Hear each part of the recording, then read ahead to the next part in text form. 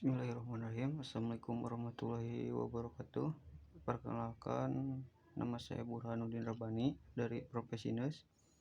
Di sini saya akan mempresentasikan tentang tugas akhir dari Profesi Nurse yang judulnya yaitu penanganan hipermesis gravidarum pada Nyonya R kehamilan trimester 1 dengan terapi akupresur di RT 1 RW 6 Desa Macagahar. Langsung saja masuk ke pendahuluan.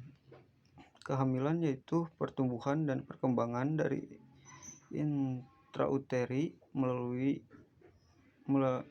mulai sejak konsepsi sampai permulaan persalinan.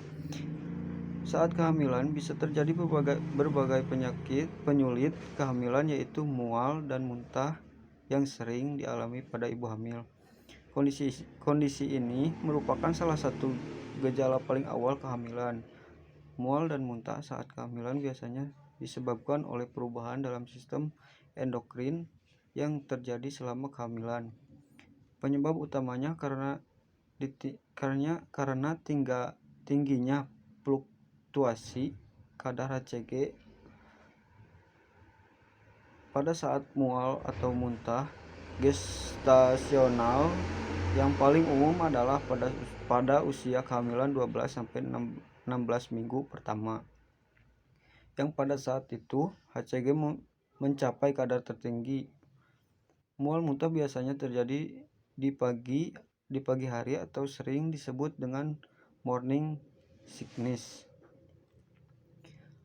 Langsung ke konsep dasar kehamilan. Kehamilan merupakan suatu proses alamiah dan fisiologis. Setiap wanita yang memiliki organ produksi sehat, jika telah mengalami menstruasi dan melakukan hubungan seksual dengan seorang pria yang organ produksinya sehat, sangat besar kemungkinannya terjadi kehamilan. Kehamilan didefinisikan sebagai fertilisasi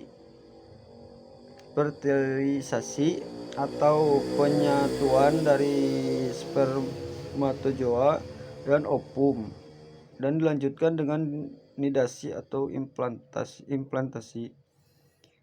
Bila dihitung dari saat fertilisasi hingga lahirnya bayi, kehamilan normal akan berlangsung dalam waktu 40 minggu atau 10 bulan atau bisa 9 bulan menurut kalender internasional.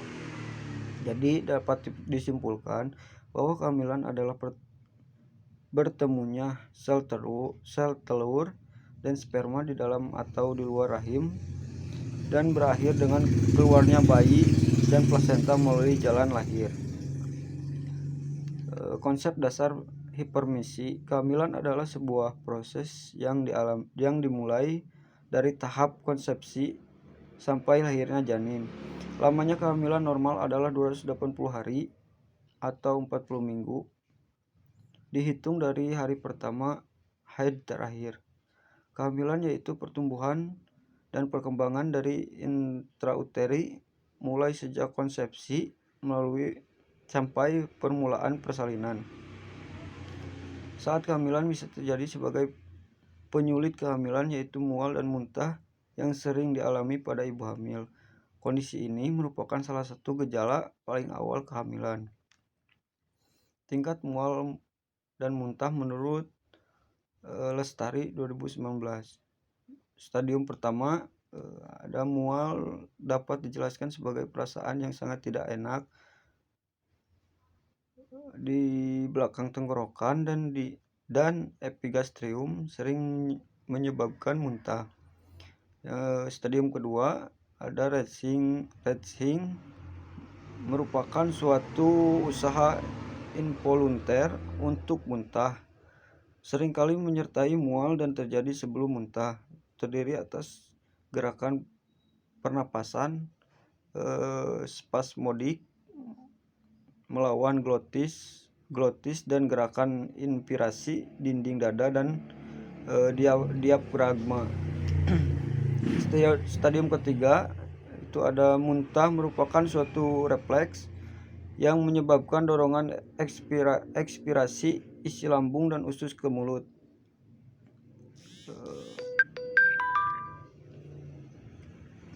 Terus masuk ke etiologi. Penyebab pasti hipermesis gravidarum belum diketahui terjadinya. Ini dapat dipengaruhi oleh faktor hormonal, faktor fisiologis, faktor paritas, faktor nutrisi, dan faktor alergi. Menurut Yusniar 2020, terdapat beberapa faktor predisposisi dan faktor lain, yaitu yang pertama ada faktor predisposisi primigrapida, overdistensi rahim, terus ada kehamilan ganda, estrogen dan HCG tinggi, mola hidatidosa. Yang kedua ada faktor organik, yang ketiga ada faktor fisiologis. Masuk ke manifestasi klinis.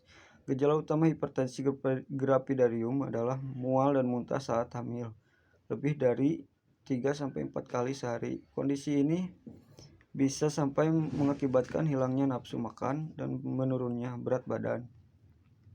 Beberapa gejala tambahan dari hipermesis yaitu sakit kepala, konstipasi, terus ada sangat sensitif terhadap bau, produksi air liur berlebihan.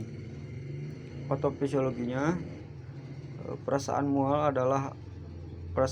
adalah akibat dari meningkatnya kadar estrogen. Oleh karena keluhan ini terjadi pada trimester pertama. Pengaruh fisiologi hormon estrogen ini tidak jelas, mungkin berasal dari sistem saraf pusat akibat berkurangnya pengosongan lambung. Penyesuaian terjadi pada kebanyakan wanita hamil. Meskipun demikian, mual dan muntah dapat berlangsung berbulan-bulan. Menurut Lestari 2019. Tinjauan kasus. Pengkajian dilakukan pada tanggal 2 Oktober 2001.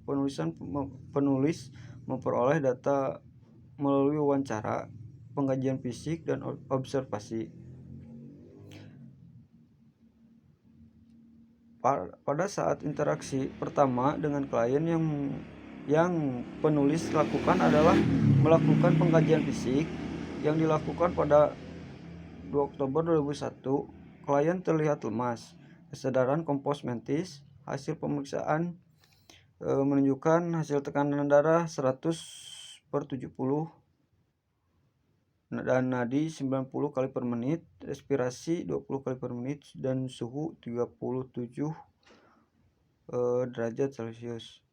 Penulis juga melakukan pemeriksaan head to toe dengan hasil muka pucat, mukosa bibir tampak kering. Tidak ditemukan kelainan dalam pemeriksaan fisik lainnya. Dari intervensi yang diberikan pada klien dengan hipermesis gravidarum ditandai dengan adanya mual muntah pada skala berat, penulis melakukan intervensi dengan terapi akupresur. Dalam hal ini, penulis akan membahas melalui tahapan-tahapan proses keperawatan, yaitu pengkajian, yang kedua diagnosa keperawatan, yang ketiga intervensi, terus ada implementasi dan evaluasi. Yang pertama ada pengkajian dan data dan analisa data dasar. Pengkajian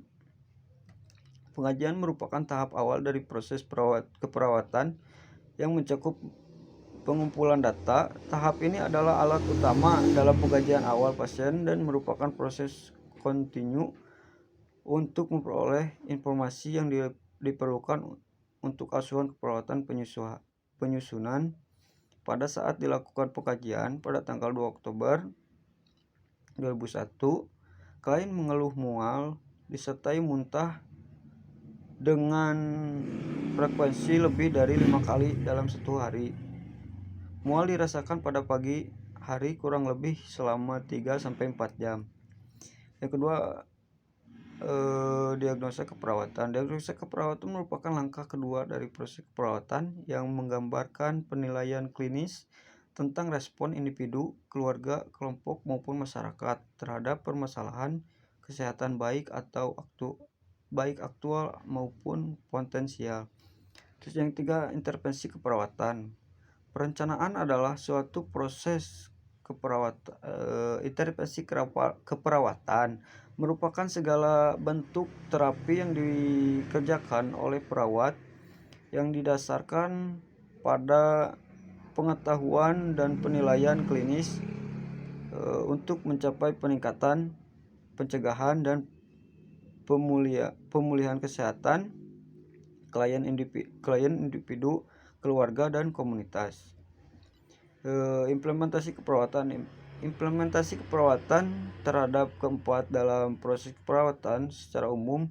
Implementasi terdiri dari mengerjakan, terus ada mendelegasikan dan pencatatan. Perawat melakukan tindakan sesuai dengan instruksi keperawatan yang dibuat, kemudian mengakhiri langkah implementasi dengan mencatat aktivitas yang dilakukan serta respon klien yang dihasilkan. Langsung ke evaluasi keperawatan. Evaluasi adalah terhadap tahap akhir dari proses keperawatan. Perencanaan evaluasi memuat kriteria keberhasilan proses dan keberhasilan tindakan keperawatan. Keberhasilan proses dapat dilihat dengan jalan membandingkan antara proses dengan pedoman atau rencana proses tersebut. Hasil evaluasi yang didapatkan terjadi penurunan mual dan muntah pada Nyonya R setelah dilakukan terapi akupresur selama 3 kali kunjungan dan 3 kali klien melakukan terapi akupresur secara mandiri dan dibantu oleh keluarga, dan jika dikategorikan dengan menggunakan skor PIQUE, skor mual muntah pada Nyonya R berada pada skala ringan yang sebelum dilakukan terapi akupresur berada pada skala berat.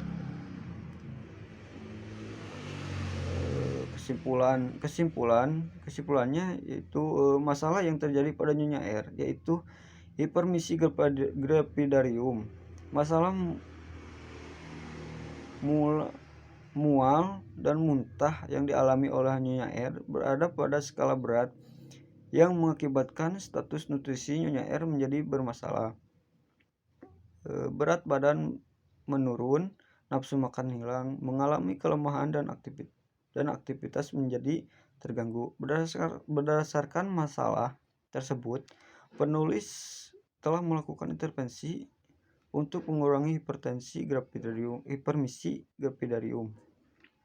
Intervensi yang telah dilakukan adalah melakukan terapi akupresur di titik perikardium 6 dengan waktu 2 menit dalam satu kali tindakan. Setelah diberikan intervensi, mual dan muntah yang dialami oleh klien berkurang dari skala berat menjadi skala ringan. Kini klien mulai bisa melakukan terapi secara mandiri dan dapat merasakan manfaat dari terapi akupresur itu sendiri. Sekian mungkin yang bisa saya sampaikan. Mohon maaf bila ada kesalahan atau kurangnya penuturan kata dalam menjelaskan. Selebihnya mohon dimaafkan. Sekian dari saya. Terima kasih. Wassalamualaikum warahmatullahi wabarakatuh.